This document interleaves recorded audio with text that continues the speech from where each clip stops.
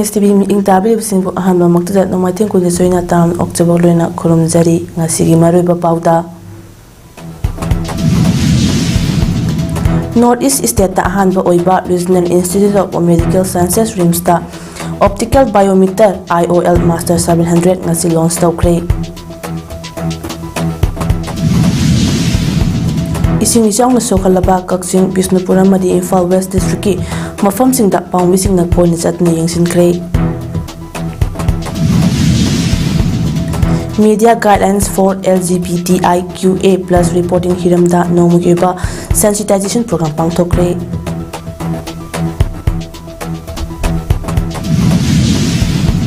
Loina Japan da typhoon Shanshan na maram oidna miyoi taruk si kray humputara na asopan ng kray. Mapunga pau miyam da pizari North East State singi inga ki hospital singi marakta ihan hanba oina Manipur ki Regional Institute of Medical Sciences RIMS ki Ophthalmology Department ta Optical Biometer IOL Master 700 ngasi launch tawkre RIMS Ophthalmology Department ki IWAR ta pangthokhiba launch tawbagi tharamadda RIMS ki Director Professor G. Sunil Kumar Sharma amadi Medical Superintendent Professor N. Sanjeev amadi Department asigi miyoi kiyana saruk yaki. Tharamadduga mailena Professor G. Sunil Kumar na hai ngasi RIMS ta nongna thamliba khulai asi miyoi bagi mitluda cataract halaibagi laying chathabada intraocular lens ki chapchaba measurement launaba khwaidagi advance oiba khulai amani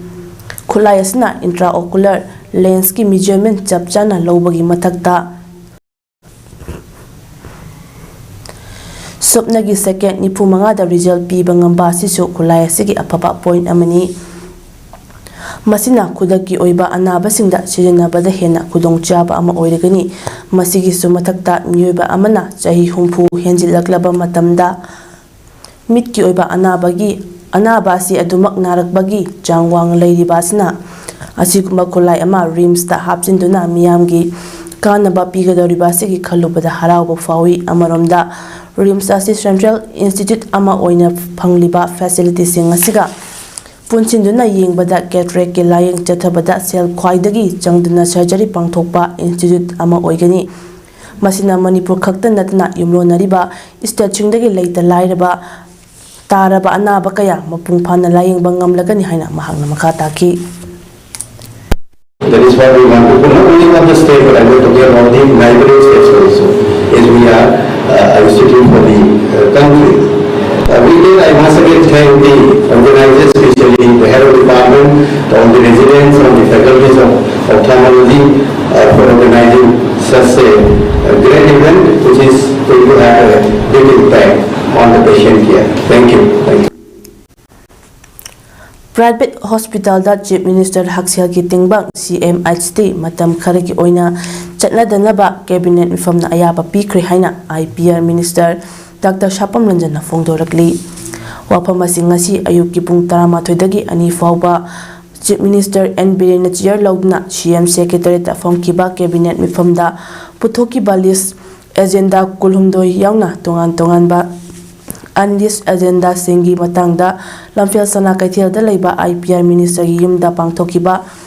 paugi mifam amada fongdukibani cabinet na lawkiba maruiba warep singi matangda Dr. Shapam Ranjan na hai CMHT asi matam khara private hospital da chatna drabasu hanagum PMJAY gi khudongchabadi adumak laikigani lamdam asigi Lengaki mahairoi singi chada humpugi kota pidna G amadi NEET entrance ki sem sariba mahairoi humpu khanduna akas amadi FIIT G ki professional lecture kauraga coaching asi pangthokani Manipur lok ayuk tak 1,013 amend taunaba ordinance cabinet na puthokre CBSE da affiliate tawgadaba school amagi NOC Cabinet na pikre Manipur Ayush Council asi state asida thamnaba taunaba bill puthoknaba governor dagi consent lawragani Mori ki sub district hospital sanaba agenda sing yauri unless agenda singi matangda minister na fongdorakpada chief minister livelihood support scheme da training compulsory ohangani Manipur Milk Producers Cooperative Union ki thabak sing National Dairy Development Board ta chahi ahum ki pahal laga Manipur ki worker sing henna training pi bagi khudong chaba piragani Science and Technology amadi tongan ba department kharagi employee contract oina lauragani Chief Minister Entrepreneurship Scheme da miyam na henna nungai na bamong da semdok semjin tawgani haina makhata na mahak na fongdoki private hospitals in the only in Chief Minister only in government hospitals but private hospitals man khagi when we observe there is thing na bagi koi empanelment to look to private hospitals only in government PMJ wai laini CMHT se private hospitals dagi empanelment look to bagi masi cabinet na munna khanaraba matungda sigi yaw Border Town Morida Manipuri Governor Laxman Prasad Acharya ne ngasi jatuna Mori ki tongan ba CSO singa mga suba Assam Rifle gi IB da hauji thokli beira ngasi gi matang yauna tongan wafam sing yawba mifam ama pangthokre mifam adugi matungda Mori da leiba integrated check post India amadi Myanmar leba anigi ngamkhai paring More Higher Secondary School da hangliba relief camp amadi mga suba Assam Rifles ki KLP da leiriba maitai singi relief camp sing da suchat na yengsing ki hari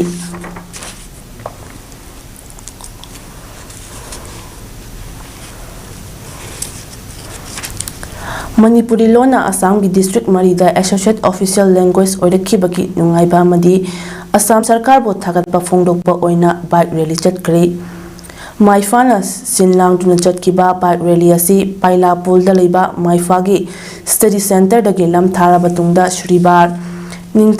Lakipur Sapor Moina Tolen Khun Nungphau Lekai Lakipur Kunau Pinakandi Singarban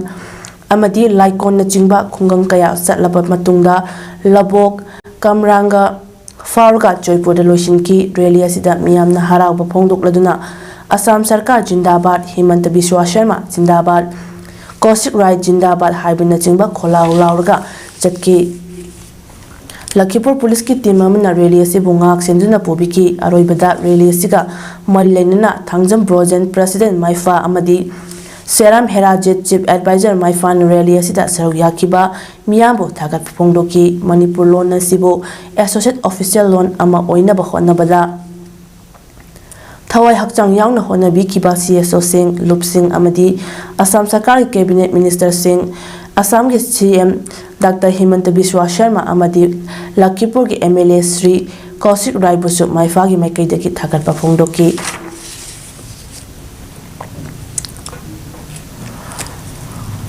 Prime Minister Formalization of Micro-Food Processing Enterprises PMF MEG matangda nomugi by Statcom district level workshop ama Manipur Food Industries Corporation Limited na senduna takyal pata Laiba Industrial Estate da pangthokre nomugi oiba workshop aduda State Mission Manager Non-Farm Livelihood Khamba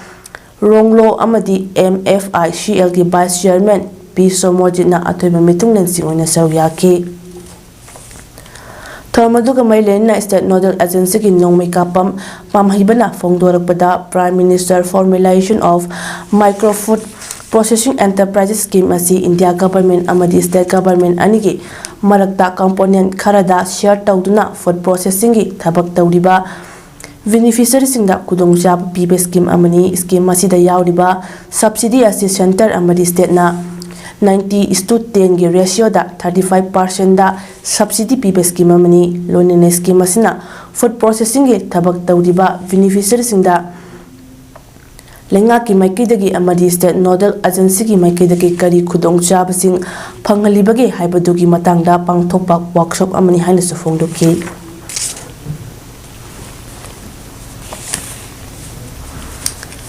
Chaliba chahi asida Manipur ki tampaksinda hanjin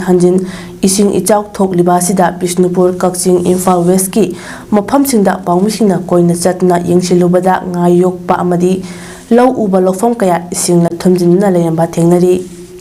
Lawfam kaya ising thumjinkhibasina hanjin hanjin law siba amadi isinggi imai ka hena wangna leibana ngasing satkhibadagi amang atakya thokpana lomising amadi ngamising kokta khot hapnare maru oina ngayukna ngamising yaifanaba hotnariba lup kayasu awasai thing fangle Bisnupur district ki manung chanba thinungai da leiba integrated pisciculture cum livestock farming cooperative societies limited ke president Namairakpam Chandrahasna paumishing da phongdokhibada department of corporation gi matengdagi NCDC dagi loan puraga ngayoknaba thadakhibani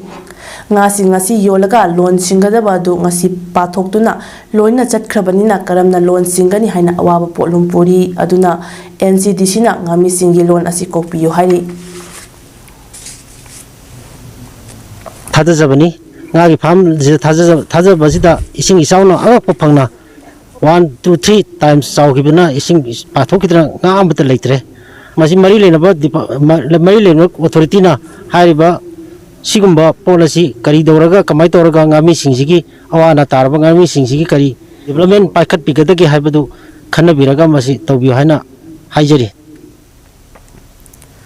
Bisnupur district ki manung chanba Moirang da leiba the Moirang part 1 educated unemployed pisciculture cooperative society limited jingnung shoi kaifa road ke secretary A Mangishona phongdokhibada NCDC gi instruction matung ina lakadoriba October thada loan singdoknaba semsari adubo lupa crore ama hena sendong phangadra kaluba ngasi loina pathokrabanina loan lauraga ngayok luba ngamising kokta khut hapa habidu yongna wanare maramasina NCDC amadi lengakna miyeng sangbiduna ngamisingda mateng pangbiyo haike out of control da legiban maram waraga ko antak lauriba loan sa ko singbagi kanosi upai leitre ada mari lenaba government na amadi masigi mari lenaba department na miyeng tung sangbiraga awa ana taraba adagi mang takraba singasigi recruit tawina amuka hanna media gi thongda haijari Kaksing district ki manung chanba Nongmai Khongda leiba the Progressive Paddy cum Pisciculture Farming Cooperative Society Limited Nongmai Khong Kaksing district ki secretary Salam Joina phongdokhibada society asigi ngami singna nga yokliba pumlen pat amadi arongda hojik nga yokliba lawbuki pali mathakta hapa marol ani kharaba fawbada ising thumjili maramasina sendongna loan singani khalamba adu nga sing loina chatkhrabanina loan singba ngamgadra ngamoidra khangdre haiki nga machinjak thakpada su charak taba asina marmona ga khoi nga si lemang hidara lemang maroidara ha poche khoi khanba yamna awaba moire maramasina khoi loan singbasi ngamgadoba mandre aduna lenga kimike degi haiba loan asi kokpiyu haiduna khoi memda lenga ki puning chingsinjari State asida thokliba singni sawasina nga ki farm ayamba pakhiba amadi nga kaya sikhibasina maram oiraga chahi khudingi nyo chakoba komhaiga mari lenena pangthoktuna lakpa nga gi melada achoba chaithing ama soina fanglagani haina Fisheries Department ki director H Balkrishna na phongdokre waphamasi Prime Minister Narendra Modi na online ki khuthangda lupa crore lishing amaga Chanigi Fisheries Project Sing Sangaba Amadi Urep Uyung Tambaga Mari Leinava Lampel the Labor Department Nasigi Office ta Pangtok Pathoram da Haikibani Imphal West District ki Oina Kangalaba Ngami Chama Humpu Marida Hapa Yentok Payauna Pangtok Pathoram da Bal Krishna Makata Duna Hai Manipur da Handak Tangkak Mari Mangarom Tokna Chawr Basing Chawsna Ngami Sinda Achoba Chaiting Pankre Habasi Department Amadi Lenga Sina Sukhangi Maramasidagi Lomi Singi Awaba si Karada Warabasu Mating Pangpo Oina Ahan Bagi Oina Ngami Sinda Hapa Yentokpagi Tabak Asi Pakat Bani Hariba Hapa Yentokpagi Tabak Asi Makata na District Ataidasu Pangtokani Lonena Ngasi Prime Minister na Sangariba project sing ngasi ki manungda Manipur gi oina mafam mangada yelhonga yokpaki project su yauri haiki 64 numbers have samaga mari this farmers in Imphal West ki district ki manung dalaiba maroina mai Imphal ken ki manung dalaiba na yam hoina tawe moida masi kulong sa basi pi bani atopa district sing Bisenpur amadi Thawal Kaching hariba district hum sigi su akoi mathang manang nai na yam atuba matamda akoi hapane na CP bagi program se do paihacharagani. Amplify Change की मखादा Department of Mass Communication Manipur University ETA Empowering Transability amadi Sati Solidarity and Action Against the HIV Infected India ga punnu kusamnaduna Media Guidelines for LGBTIQA plus Reporting haina mingthonba hiramda nomugi oiba sensitization program amangasi Department of Mass Communication Manipur University ki seminar hall the pangthokhiba sensitization program aduga mailenena department asigi head professor RK Lilapati nahai department asidagi journalist amadi media professional mayam ama puthokadori makhoi singa sina public ta involve tarokpa amadi makhoina pau ibada amadi reporting tawba matamda sensitive oiriba LGBTIQA+ community asida karamne approach tawraga amadi kari wahai wata sizinagani haibagi matangda syllabus tagi ahenba knowledge fanghanna bagi pandamda organization sing asiga khoshemnadna tharomasi chathabani fongdoki ngasigi tharomaduda resource person kayana hiramasi gi matangda wangang khibagalena department asigi research scholar sing amadi satakya susaruyaki Kung bahayro, even news bahayro pagkumat iba matamsida when language sin da gudo sa mayang public ta widely yohan gador minna when journalists media future journalists future media professionals sensitize ta bom thau ta gudo gudo ta koina sigi sinse professional sigi kono se NGO sinse ka orga koina akado ta observe ni sensitization program sinse bahai ta Employee State Insurance Scheme ESIS ki matangda awareness scheme ama Imphal West ki takyalda leiba Government Training Institute ki surveyor holding asi pangthokre tharomasi Manipur Government ki Department of Skill, Labor, Employee and Entrepreneurship Slina India Government ki Ministry of Labor and Employment ki ESIS ka khushimnarga sinmani ngasigi tharomaduda Manipur Government ki Sligi Joint Secretary Hanna Panmaina Chairperson amadi EIS Sub-Regional Office Gurugram ki Deputy Director Shani Kushwahana Resource Person oiki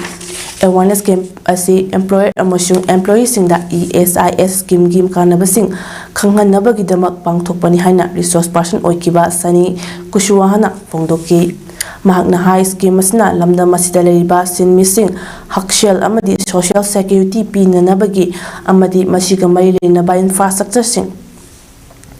phagat hannabagi pandamna state government ga khushemnaraga pangthokpa thoromni awareness program asida Manipur government gi deputy labor commissioner Tanusri Nauramna hawdokpagi warol amadi sligi deputy secretary Mesnam Chinglem Biluangna thoromgi warol thamki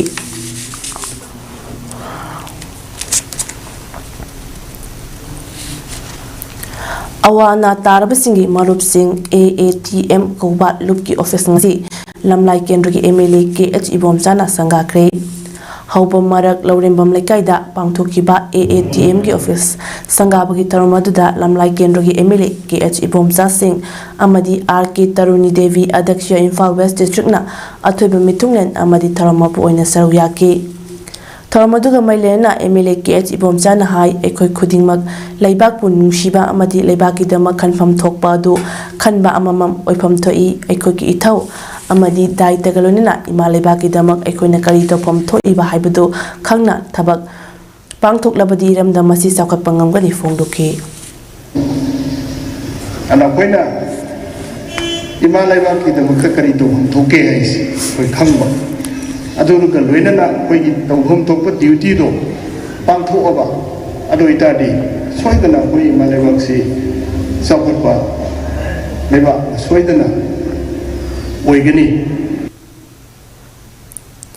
Tharamaduga mailena AATM ki advisor Akhom Birendran hai matam khara tumina angamba awa ana tarabasingi mateng pangduna miyamgi seba tawduna laklambadagi matamgi matung ina office ama mathau tarakpana masikidamak binarani AATM ki active member amasu oiribana mateng pangbituna ngasidi AATM ki office sangaba haibadu oiba fangle AATM logi matung ina tawfam thopa formal registration tawani amadi yamna systematic oiba matik jaba rules amadi regulation vision mission amadi objective objective thamduna well disciplined oiba organization ama athubada oigani haibagi acheba thajaba thamli loinana national amadi international thakta pukhatuna kathokpatna thallaba malemda leiriba awana tarba singi asengba marup oiba dugumba international organization ama soidna oinaba honagani AATM matam chupada non-governmental and non-frontal oigani secularism oigani leita laira singbo marufang na muthatba mahakini haibada kanasu leidraba singidama AATM na lepkani angamba mating pangani lebaki luraba tanpham sida AATM na ngamjaba thodang kharada oirabasu awana taraba singbo mating pangnaba angamba taragi syankhai khaiduna angamba thodang loduna lakli makhatanasu awana taraba singda anoba mangal ama fanghanba haiba mission da thabak tawguni phongdoke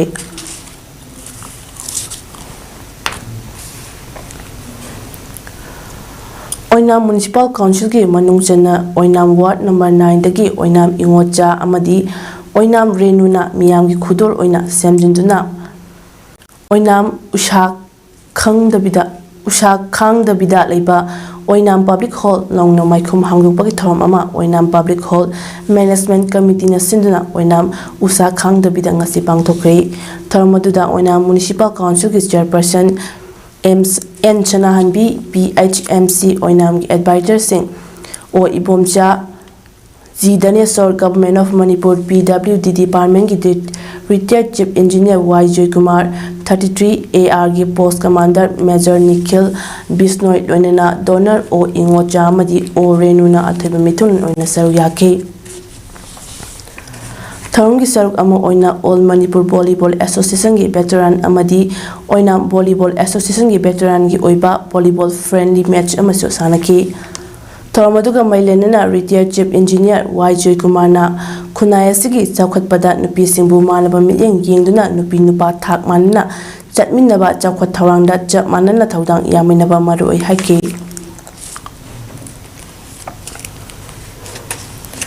Masakhangdaba miyosina lampelda leiba United Committee Manipur UCM ki office ta ngarang bom ani langsinduna aki kangpirakpagi thawong yaningdaba phongdokladuna wakat mpham phamkre wakan mifam aduda saru yakibi amkilgi president Laurembam nganbina phongdorakpada kumja lising ani da NSCN IM ga India lenga ka wari sanabada without territorial limit haiba wafam yarakpadagi Manipurgi miyamna amata oini yanaduna semkiba loop asigi office mai thaba amadi bom langsinduna aki khangpirakpada natuna office asigi manungda amukhana thiba phanglaroidaba maru oiba che sang kaya mai thadokpa haibasi Manipurgi puari muthatbaga chap manai haina lawi Manipurda UCM matau karamna lingkhatki haibasi miyamni hena khangnaraba wafam amani matam amada NSCN IM na without territorial limit haina lawrakpa matam aduda Manipurgi miyamki oiba akanba khongjang ama changchinkiba matam aduda miyoi 19 na thawaina pontha piduna Manipurgi saktam kaibi yaroi lamdam asi jatchuna khundaba lamdam amani hadna changchinkiba khongjang aduda UCM asi lingkhatkibani UCM airline lingkhatkhiba nate lamdam asida leiminariba Furup khudingmak nungsi chanana amadi Manipurgi saktam thugaina bahonarpa khudingmakpu thengnana basem kiba loop amani asigumba loop asida bom langchinduna amang ata thokhanna ba honarakli basing asi mareibak majatigi khandaba miyoi singni laudaba ngamde maramaduna athuba matamda kanana kari maramgi bom langslamli bano haibadu athuba matamda lengak miyamda khangnaba sengdokpiru haina so apel tawki Karambanano haibasi aikoi yamna jingnaningai oi aduna athuba matamda aikoi nani karigi damakta tawribano kari pambagino haibana singbase mama oibi singani Manipuru praja singda mayek singna khangalakanda wari achumba masado ganda punna wari ji khanminnarakanda target oiba khoigi yekna baduda landa bane hena achumba maigai oigani achumba thabak thoram oigani haiba wafam de thongjari aduna aikoi da hujik tawriba aikoi no hujik Nakal amaromda ngasi nangna khallaba UCM gi president YK Durin hai Manipur ya sukluraba tanfam asida miyam tangdu laitana mahausa gi punsi marial amada hingba ngamdringai cherakasida leibak miyam gi yaifanaba khanduna lakliba sigumba lup asida aki khang pirak pagi thawong asi makhatana tawbiganu lup asna miyam gi thabak thawong kaya tawbu matamda soiba aranba kaya yaromba leirabuso aikoi da haibirau aikoi masel gi marakta bom langsingduna aki khang pirak pa haibasi yam laibak thiba thawdo amani haina sufongdoki one jenaba Saragaina yang apil to kege na makata na sumba ki khang to booking na traga bom khai ni sumba to booking ni sumona to nidena ba ai na ni yang da apil to ke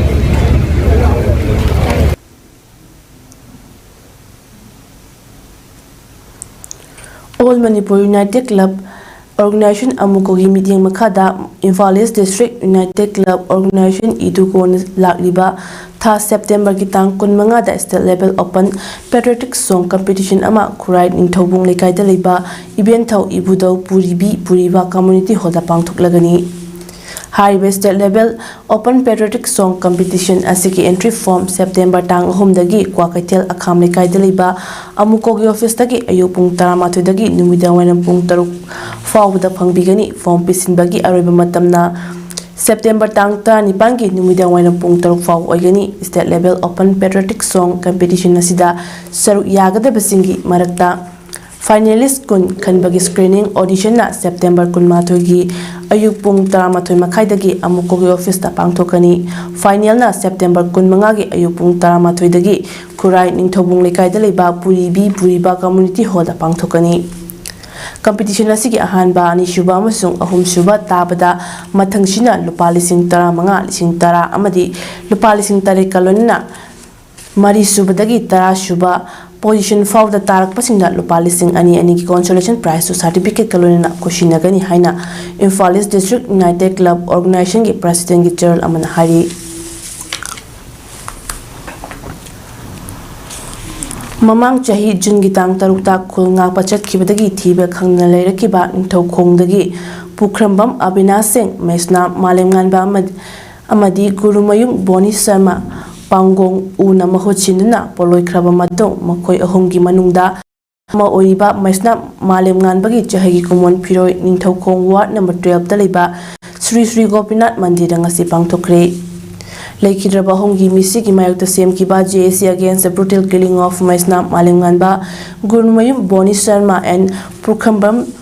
Avinash Baikoki militangi convener RK Sachi Devina Fongdokhibada thiba khangna laikhidraba ahumgi imungsing asi phawba DC Bisnupur gi maikidagi mateng khara pangba natna lenga ki maikidagi kariguma mateng amata fangri maramasna paliba lenga asna imungsing asigi awaba ubiduna athuba matamda phangpham thokpa phanghanbinaba pangba yaba mateng pangbiyo haiki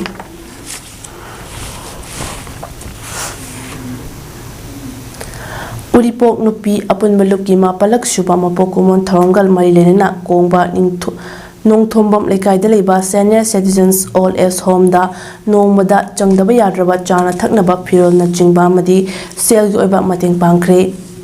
Imphal Municipal Corporation ge ward number 4 na konba mafam da leiba apunba club sing na ponchinduna 2015 dagi hauduna semkiba lup asiki kumon thoram aduga mailelena lup asiki president Pochengpam Jesrin hai lup asna maikay somda leiba miyamga khushamnaduna makhal makhak gi miyam gi yaifa thaurangi thabak sing paikhatuna lakle environment fagat hanaba pakshana tree plantation pangthokpa solid waste management ga mari leinena mafam kaya da plastic bottle bank sing thambagi thabak sing so pangthoktuna lakli amadi makhata na so lamda masida leiriba awaba nanglaba singi yengna food processing unit hangna senthok lambi fagat hanaba hona kigani haina so makhata ki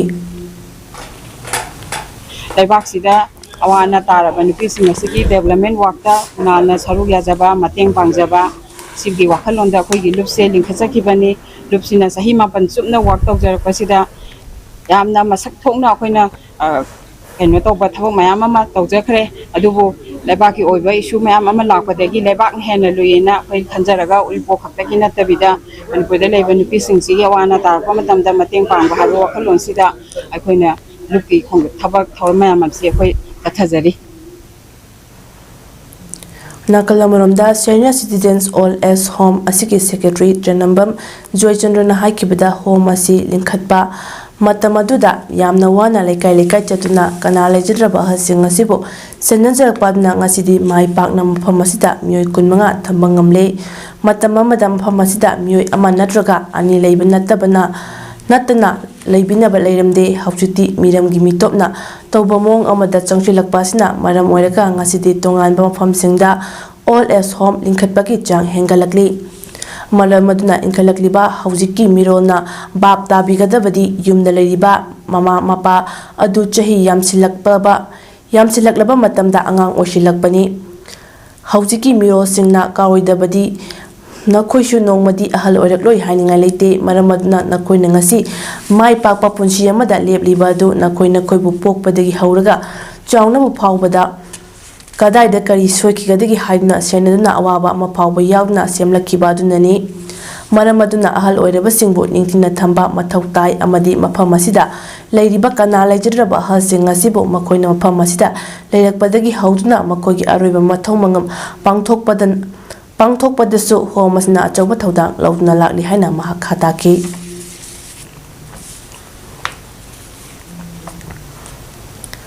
Protection and Preservation Committee Manipur PPCM amadi lamyanba irabot ningsing thoram Observation Committee lin tokna senduna lamyanba hijam irabot ki ningsing thoram tungan ba thoram kyagalunna September thabum ama chupna pangthoklagani haina fongdorakli wafam asingasi wahengbam lekai de leiba PPCM gi office ta pangthokiba pawgi mifam amada PPCM gi convener Fairoizam Nandoluwang na fongdorakibani mahakna makha taraduna haujik lamdam asida irang kaya thoglibasi irabot kumba luchingba leyaktaba amadi mahake wakhalonda tung inba ngamdabagi thorakpani mahakumba luchingba leyamlabadi manipurda tangdu leitana leiramgani maramaduna irabot ki ningsing thoromasi thorong kaya galrena pangthokpani ningsing thoromasi ki manung channa lakliba September amada uhai panba using thabagi thorom ama Bisnupur district ki mamang ching hainaba mafam aduda pangthokani September 3 tagi 18 fawba Manipur da leiriba tongan ba school singi mahairo singda sarichat amadi farsat pibagi training takpi tambigani Lulina irabona underground takiba numit September 18 da mahaki thabak thorom sing amadi wakhalonda leibak miyam punna khannainabagi thorom ama pangthokani amadi Barmada mirur oina leiduna aroiba yahip tan kiba numit September 13 asi achauba thorom ama pangthokani haki aroibada mahaki mapok numit September 13 da state level open patriotic song competition ama pangthokani haina su fongdoki amaromda thabum ama chupna chathagadaba ningsing thorom asida Manipur miyamdagi mateng nirakpa matamda angamba mateng pangbiyu haina su nandona fongdorakli September 13 da pangthokadoriba patriotic song competition aduki ahanba manada share oina lupa lising kun ani subada lising 15 loinana ahum suba amadi consolation gi manasu leigani hari अदुगुम्बा मतमदुगी ब्रह्मादा लेरगा माना लेबाक मणिपुर की नंग तोवा अरोइब याहिबतान की ब्रह्मादा याहिबतान की कोई तारीख September की तांग तरुक से मसीगी निमित्सदना इखोई मागी डेट एनिवर्सरी मसीसु पब्लिक फंक्शन मयामना इराबोट की मफमदा कोई मपुंग फाना हाइकल लेका तंबा मतुंगदा पब्लिक फंक्शन मसीसु कोई पांगथोक जगनी मदुगी मतुंगदा कोई की सेप्टेम्बर की तांग 15 लम्बे Department of Art and Culture Government of Manipur gi senthang makhada Chief Minister gi tengbang CMAT lisingani koni thoi kolumno gi makhada Alternative Theatre Group na nauna puthokpa sumanglila Kalpana Swayambar haina mingthonba GC Tongbra gi mayekta Hajari Mayum Rojina direction piba chahi asigi oina nauna puthokpa lila ama ngasi Palace Compound leiba ipoyema sumanglila sanenda utkre Tharamaduda Director of Art and Culture Manipur ki Deputy Director G Dharmadas Sharma Panthoibi Natya Mandir ki Director amadi Sangit Natak Academy Awardee amasu oriba Y Rajendra amadi Manipur State Sumanglila Council ki Lifetime Secretary S.H. Hemantana Thoiba Mithungnan singoina saruk yaki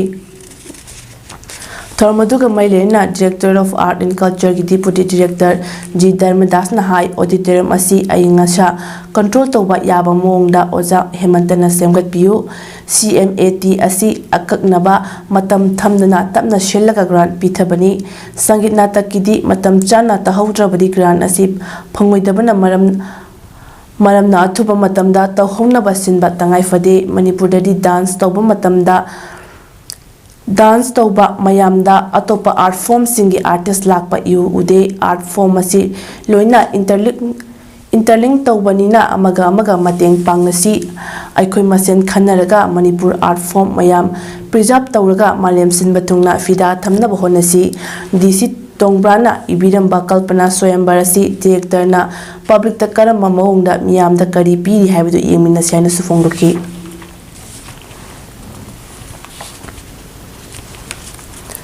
Jiribam district asida leiriba education department ki makhada leiriba school singin non teaching staff kaya walpana maram oiraga school sing asigi administration da chauna akaibak oiri haina Kangleipa students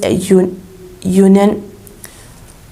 KSA ki secretary K Somorjit Singna Fongdokre Wapamasi Kangleipa student union ki office da mahiri lup marina sinna pangthokiba pawim phamamada mahangna fongkibani K Somorjit Singna makhata na haikibada non teaching staff matik chana reitabana maram oiraga oja singna non teaching staff ki thabak kaya tawduna leiba thengnare maram aduna jiribam gi waliba non teaching staff 13 asi athuba matamda hapiduna lengak na meeting changbiduna thabak ta onthokpiu lonna hariba non teaching staff asi loba matamda jiribam district ki local singda priority PBU maramdi jiribam de staff singi quarter matik chana leitabana maram oiraga jiribam da transfer laklabasu learning da bakaya thengnakre aduna local missing dagi oina lobiyu haina mahangna fongdoki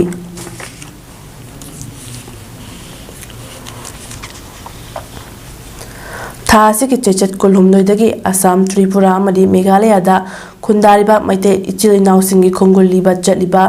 Patriotic Writers Forum PAWF Manipur gi mioi taranthuna saba khongchat loisingna ngasi Assam gi hojaida khundariba saknairaba aiba Lion Lakpam Shruti Kumar amadi mitei ichilinaw sing unaki bagaloina people Pukri number 1 Lankada lisingamaga chamapan ifuma pandagi ira thawni tawrakiba Lining Thau Khori Fabagi Laisangda Sangduna Hauji Tokliba Manipur Gilan Siki Waroshin Purukna Bathangni Kre Tungda Lisingamaga Chamapan Nifutarukta Nauria Folona Brahmaputra Tampakta Ihan Hana Linkalamba Apokpa Pamba Saninda Sut Sangduna Thawni Zaki Ngasi ayu anganbada hojagi saknairaba aiba Lion Lakpam Shruti Kumarga akhanana unaba amada mahakna haikibada Hojai lamna masi kumjali singamaga chamapan kuntaretaki khundalaita bahorkibani hojai haibasi matam amada Jamunamuk haina khangnanami Jamunamuk asi British mayamgi police station amagi mamingni hojai lamnamda hauji mitei singi khulasi yankhai mari ki mathakta khundalaitare hojai lamnamda ngasidi aiba aibikya lepna thorakli Manipuri culture yokhatnaba lup kaya amana su hotnari haujik hojai lamdamda mitei mayek paksana khanghanaba mitei mayek tambibagi workshop tawba mathau tare maramdi Manipuri lona Assam gi district marida associate official language oina sakhangkhrabanina lon asi tamlakpa matamda mayek su khangdaba yarakloi forum gi khongchat loising aduna ngasi nungthil Ramindranath Tagore University campus manungda sahi sigi August 13 da Manipuri Sahitya Parishad Hojai district committee na khiliba beauty candidate ki mitam Hojai Natun Bazar da Assam Pradesh Manipuri Association na khiliba beauty candidate ki mitam amadi Pauna Brajabasi ki mitam da haikalekat tamduna ikai khunda bas utki Lamna masida leiba yelho furup jingmi tami kaithel phamli bi gari ki service tawriba khuding makna hayeng lakliba August 13 asi nomagi sintha lepna kuki singi mayokta khongjang changshin minasi haina maitei leimagi vice president longjam ongbi Premila leimna fongdorakle hiramasiga mailena ngasi khwairamban kaithel temporary market se tapangthokiba paumi singa unabada mahakna hai lamda masida thokliba lana sida kuki singna maitei bu aranba tahannaba khujil thawang chathabagi saruk ama oina hayeng lakliba Augustki tang 38 Maitai Dili yauna kuki taba mafamsingda kuki singna rally ama chatkani haribasi lamdam asigi yelho phuruk oiminariba jingmi tami pumbana yaningdaba fongdokpa oina hayengi oina sinthale piu amadi khongjang changsinbiu lamdam asida thokliba irang asi hek haurakpadagi maitaina ngasi phawba lan khidri kuki singna lamdam asibu machetana thugainaba amadi maitai singbu paktakna hatpa haurakpaga lorena maitai singi yum kai May Tarak Padagi, May Tasing na Masangak Tokcho na Bahon na Bakaktani. Haujik Lamda Masita Tok Libatang Dulaita, the Papiba Masi, Cookies na Tokan Mani Hibasi, Mipum Kuding Muna Kangi, Makuna Taudiba, Oi the Banam taxing Asibo, Achum Mani Haina Udnabangasi Fabo, Cookies na Lepa Latina, Social Media Kutangda, Amadi, Rerina Jungba, Kaya Chatpana. Chatpana chingba tawduna miyamgi minungsi phangnaba honaba lepri koki singna achum aransu khangdana audio recording amada yumpham oiraga maitai singbu aranba tahanaba honarikliba thausilgi mayokta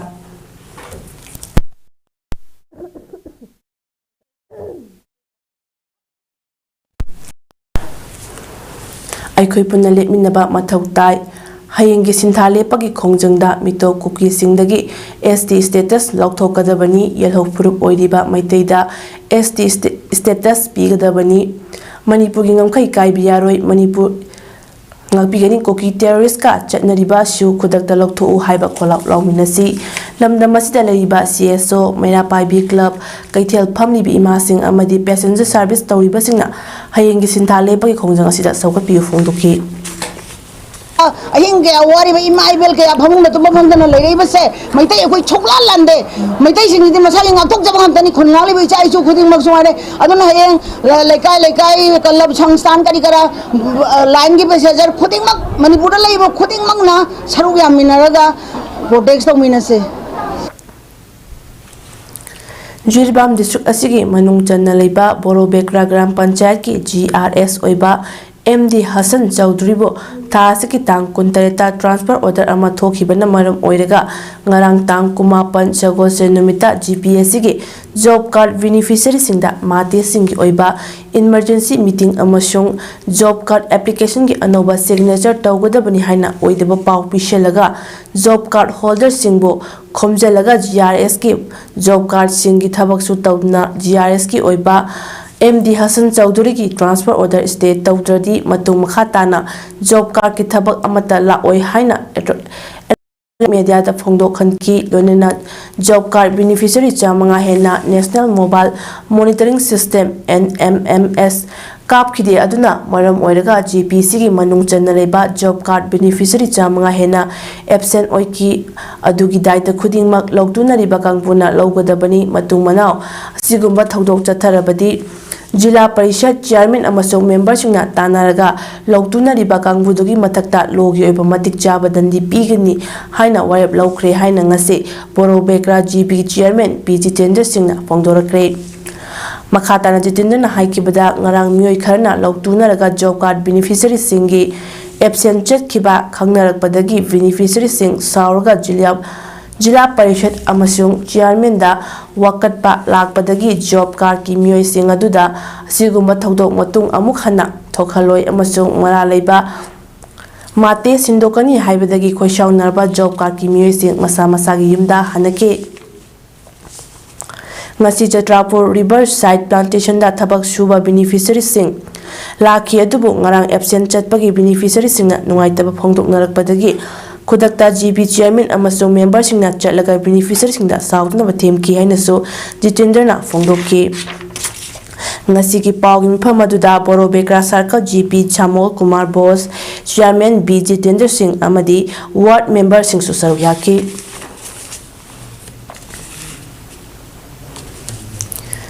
Urengbom Gram Panchayat ki oina special gram sabha miphamama Urengbom Gram Panchayat na sinduna Urengbom Pal Kangjoibong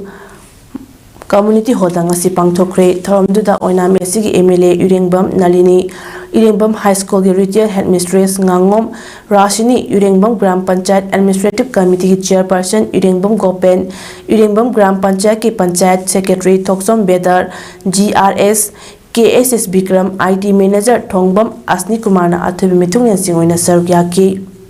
Mifam aduda Gram Panchayatna Pakhatkadaba Thabaksing, NGT Worksing Yauna Solid and Liquid Waste Management, Individual Benefit Work, Hargar Gel Amadi ODF Plus Model Campaign, Match Approval 2024-25 Approval of BWSC Gi Matangda Khananainaki, Kunja Singnasu, Mana Pamba Gram Panchayat Asida Pakat Haning Bathabaksing, Pukhatna Ratna Khananainaki, Amadi Thabak on Tok Nawarab Sing Loki.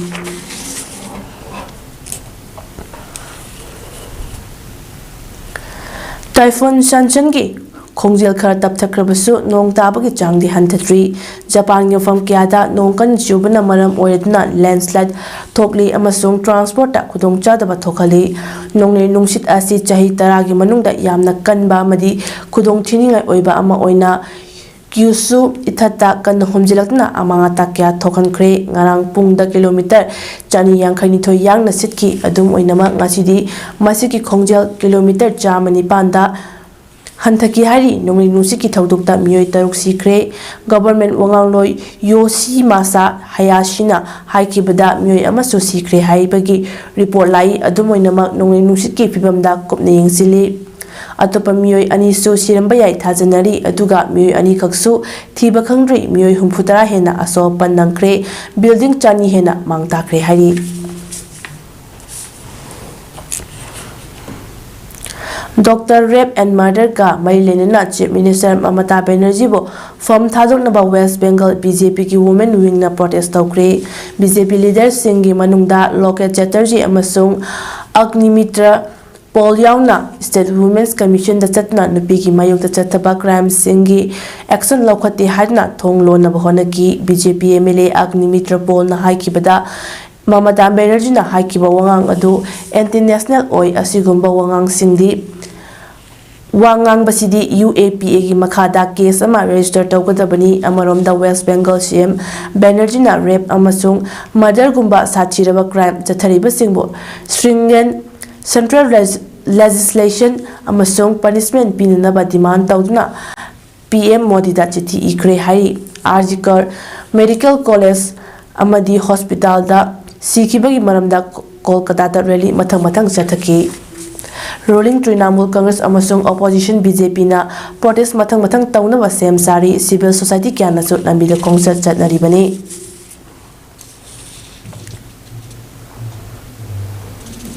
Sanlabaki Pauda District Kang Association Jiribam Sinduna Babu Paragi Lamland Community Hall Kang Sangda Jiribam Amadi Kangloi Mapanasar Yadna Sanariba Taramatu Shuba Asangbam Lakiton Debi Memorial Mix Kang Tournament Lisingani Kunmariki Ngasi Sanaki Bani Suba Semi Final Match da MNC na SAYC Sibo Panjol Taramari Nipanda Mighty Papiduna MNC Final Sanghan Kre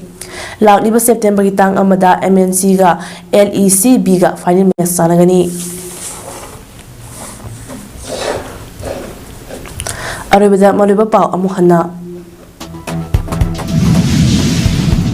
Northeast State ta ahanba oiba Regional Institute of Medical Sciences RIMS ta Optical Biometer IOL Master 700 ngasi launch taukre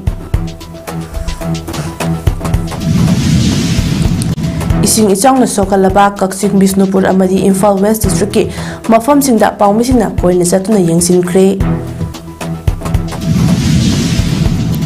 Media guidelines for LGBTIQA plus reporting hiram na nomugi oiba sensitization program pangthok kre.